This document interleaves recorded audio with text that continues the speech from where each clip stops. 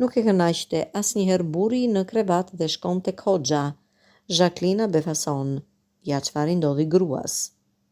Jacqueline Lekatari, e cila ka një blog të sajën, në një bisedë me psikologen, ka sjell një pjesë të komunikimeve me ndjekësit. Më shumë se 70% e personave që më shkruajnë, thot ajo, janë burrat dhe djemt, të cilët më pyesin se si mund të zgjasin ejakulimin më shumë se 3 minuta.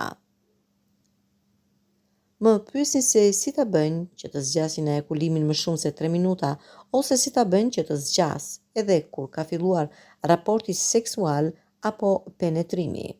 Mendoj që kjo vjen nga mungesa e edukimit seksual, mungesa e besimit në vete. Disa nga ato që më thonë më duke naive, por pyetja që zë vendin e parë ishte një djalë i cili kishte gruan shtatzan dhe gjatë shtatzanis ajo kishte pasur marrëdhënie edhe me dikë tjetër. Ai pyeste se kujt do t'i ngjaste fëmia.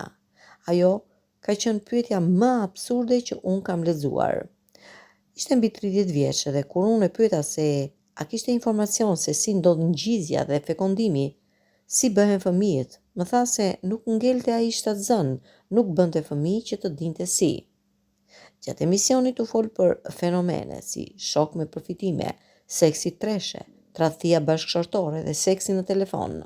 Blogeria sqaroi se shokët me përfitime janë raporte mes djemve dhe vajzave, raporte seksuale të cilat shkojnë përtej marrëdhënies sentimentale dhe emocioneve, shok që konsumojnë shoqërinë dhe në aspektin fizik. Fenomen ky që sipas Lekatarit është prezent edhe në shoqërinë shqiptare, ashtu sikurse edhe marrëdhënia seksuale e konsumuar mes 3 personave, por të tilla marrëdhënie ekzistojnë tek një pjesë e vogël e shoqërisë.